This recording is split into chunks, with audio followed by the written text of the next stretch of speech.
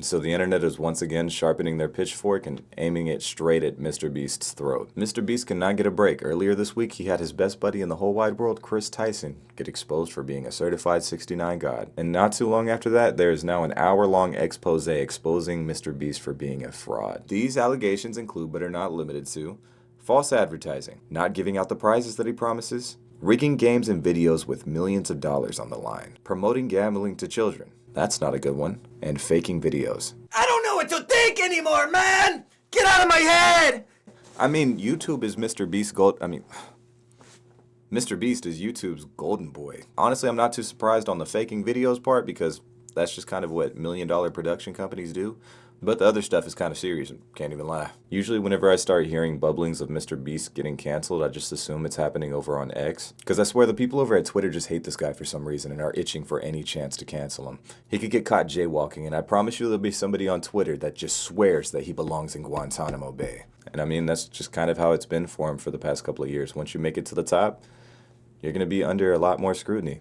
Usually whenever it comes to the Mr. Beast hate, it's usually people that just have problems with him filming his good deeds, which I don't see a problem with. He has to fund his good deeds somehow, and the good deeds are still being done, you know? Me personally, if I was walking around like Helen Keller and YouTube Jesus came up and said, hey, I can cure you of all of this, you just gotta smile for the camera and pretend to cry a little bit, I will immediately be getting on my hands and knees, no diddy, and then I could just live the rest of my life with my hearing again. I think that's amazing. However, the contents of this video are like 100 times more extreme than anything Twitter's ever tried to drag him for. So let's get right into it, fellas. Also, if what we had to film was scripted, you know, because what we do is not scripted, so you have to plan for a bunch of variables that you can't control, blah, blah. If what we did was scripted, holy shit, this stuff would be easy to pump out. Have you ever faked a video? No. But this train track is CGI, these bus wheels are CGI, this explosion is fake, this shredder is CGI, this car is digitally lifted, this pit is fake, this guy is fake, this raccoon is a paid actor, this island costs more than $1, this city is not abandoned, these buildings are CGI, but it's not your only way out. You can literally get an Uber to the airport for $20. That's not a lurker, it's just a guy. This whole room is fake, this contestant is an actor and a secret employee at Mr. Beast. They had him dive through this fake door twice, this line is scripted, this action is scripted. In fact, pretty much all the videos with Mac are scripted.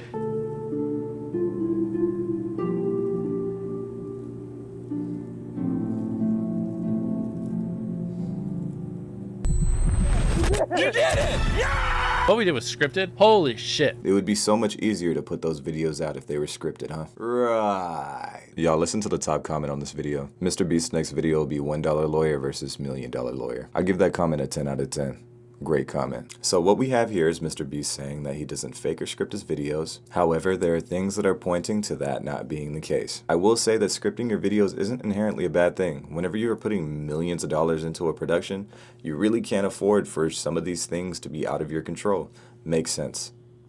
But the biggest problem is that he's lying about it, supposedly. I would rather there not be vans with Mr. Beast logos hanging out outside of my house. Allegedly. As an adult, I would think that it was abundantly apparent that he does fake some parts of his videos, especially with all of the CGI and editing. And I mean, it makes sense. You want the people to watch all the way till the end, so you gotta make sure that the stakes are there at all times. But the adults that are surprised that it's not 100% real, they probably think that the fighters in the WWE could whoop every fighter in the UFC. Now, I feel like the worst part of these allegations include this guy right here. His name is Mac. Now, this hunk right here is the biggest piece of the puzzle for the people that say that the winners for Mr. Beast's videos are premeditated. Alright, so let's entertain that idea a little bit. Mr. Beast is inviting all these people over to compete for $1 million, only for the winner to have been picked before the event even started. Cancel me all you want, that's kind of messed up. Go ahead and cancel me, I don't even care. But not only is that messed up, that's also illegal. Let's talk about Mac for a second. We will die. Do you understand that? I found public records showing that Mac moved from California to Greenville, North Carolina, where Jimmy is located, back in August 2023, 2 months before he appeared as a contestant. According to a former Mr. Beast employee, this is around the time when Mac started working full-time on the editing team at Mr. Beast. Also, he didn't just move into any old house, he moved into a $1 million mansion. His 6,000 square foot $1 million mansion comes with a movie theater and 7 bathrooms. What are you gonna spend the $800,000 on? I mean, my life's changed now. Yeah, I'm sure that $800,000 is really gonna change your life. Max is a nice car. Tell me, where are we right now? We're in the place that we drove to a few minutes ago. Mac, let's cut the shit here. What have you been doing for like the last year? A lot of family stuff. For a year? How do you make money? Hold on, somebody in my chat said, Mac laughs like an iPad kid. That's just not funny. So given the information that's provided, I guess it just confirms that this guy is just an employee for MrBeast, and he's being used as a character to help push a more entertaining narrative in his videos. Makes sense. Whenever you're spending millions of dollars on these videos, it makes sense that you want something that you're in control of that can help push a more entertaining video. But it's hard not to question the ethics whenever you're including so many people that are doing this out of desperation because they want to help their family, only for them to not even have a shot to win to begin with. Now, I don't know if this could be considered fraud. I'm not too familiar with the legalities of it, but at this point, why not just hire a bunch of actors that are in on it? Why not just be a little bit more transparent with the people that are participating and compensate them? Or just don't fake your videos. All right, cool. So he's faking the videos that include other people. Other people can be unpredictable, so maybe that's just him trying to provide more control for his brand, right? Wrong, because apparently he's faking his own videos that include his own teams. Also, big shout out to More Pegasus and big shout out to Dogpack404 for the videos that I am providing commentary for.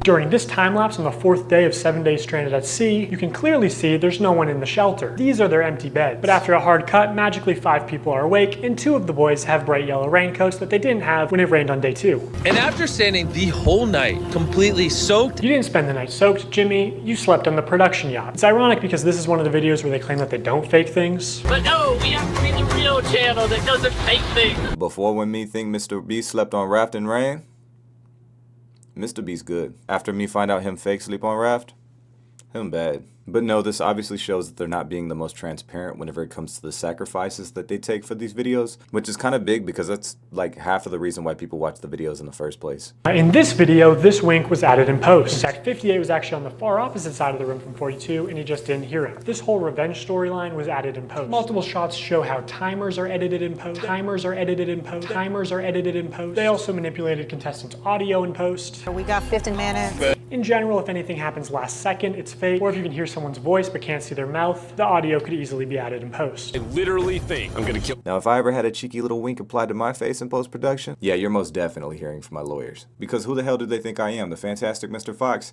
That's gonna be a negative right there. And on top of that, dubbing over people's voices to change the narrative by changing their words like it's Dragon Ball Z abridged is, honestly, that's kind of genius. I can't even hate on that. They would definitely have to dub over my voice. Imagine. Wow, I've been having such an amazing time with you all over here at the Mr. Beast show. Nothing beats camaraderie. Now, I definitely understand why he adds the editing and all the post-production afterwards. It creates a more entertaining video, and the more entertaining it is, the more it gets pushed by the algorithm, and the more subscribers you get. Definitely understand. But the problem is the fact that he's presenting it as if it's real, and that's whenever people have a problem. Once those lies come out later, it just completely destroys the trust that you have with your community. And a community without trust is no good. I know, hot take, right? He then goes on to give more examples as to how the videos are faked. He talks about how the random people aren't necessarily random. He talks about how some of the events are misconstrued in order to make a more interesting narrative for the videos. And he also gives more examples of fake post-production stuff. And just for the sake of not being too redundant, I'm going to skip past that and go straight to the part that I find a lot more serious in his video. Now, as adults, we can recognize that subscribe for a cookie is a joke. It's not a real offer, but again, MrBeast's audience is primarily children who may have authorities in their life that actually use sweet treats or video game detentions as forms of reinforcement. Now, up until this moment, I feel like all of his arguments have been pretty good. This one just does not quite hit the mark. I mean, I get it, and I can understand what he's saying, and as much as you can spin it like, oh, he's being manipulative to children because they don't properly understand sarcasm and humor, but trying to stretch something that's obviously a joke into something villainous is just kind of silly if you ask me. By the way, y'all should totally subscribe to me for a cookie. His next point, however, is not as silly. It's very serious because it's about introducing gambling to children. Those of you who are just joining, if you buy one of our limited edition 40 mil special shirts, we're celebrating 40 million subscribers with a really big video, then we will sign that shirt and some of them will get random prizes like this. 46 illegal lotteries. These lotteries are also run poorly. Multiple times they would say something like, buy in the next 5 minutes for a chance to win. And then 7 minutes later go, actually, the newest order in 30 seconds is gonna win. In 5 minutes, we're gonna do the same thing again. We're gonna put $1,000 in a random order. Hey, Daryl, don't we owe someone $1,000? We do. Yeah. So, all right. So the newest order in 30 seconds, we are going to put $1,000 in your package. We're going to break neutral. When there was just no way they were ever even close to losing money on this stream. In 5 hours, they gave away about $50,000 worth of stuff and sold over 50,000 t-shirts. Selling these t-shirts at $42 each, profit margin would be about $22. But even if they were making like $1 per shirt, they would still be fine. Also, by my estimates, only 1 in every 1,600 orders actually won a prize. And I guarantee he has real-time analytics on his laptop. He knows they make more money every time he says, "Oh my God, guys, we're giving away so much stuff. We're not even gonna make a profit." It's insane that he can flip these massively profitable illegal lotteries targeted towards children as an act of generosity. So back in the day, we used to have these infomercials, right? You know those commercials that would be like, call 1-800-MATCH-MY-FREAK, and the first 5 people to call will receive 2 cum socks with their magazine. It's like Mr. Beast saw how predatory that was for old people with dementia and said, how can I apply this to young, vulnerable adolescent minds? If I'm going to be completely transparent, up until this moment, I didn't see anything in regard to him faking his videos being as damning as this. As much as faking his videos is a bummer, I think a lot of people kind of expected that to begin with. Same thing happened with prank videos, same thing happens with the WWE, and it's still going to be just as entertaining outside of that, so I can't really see that being too impactful for Mr. Beast. But whenever it comes to this is a lot more serious. This is extremely predatory and definitely gives the people on Twitter that have been trying to put Mr. Beast down so much ammunition. Honestly speaking, I'm kind of surprised that people on Twitter didn't take this angle sooner, because if you're going to be dedicating your entire Twitter existence to try and cancel Mr. Beast, why would you choose the fact that he built wells in Africa to try and cancel him? Because at that point, you're just arguing in New Game Plus. Why are you making it so hard? So overall, whenever it comes to Mr. Beast, I've always been pretty apathetic towards him. I never really cared for him before this.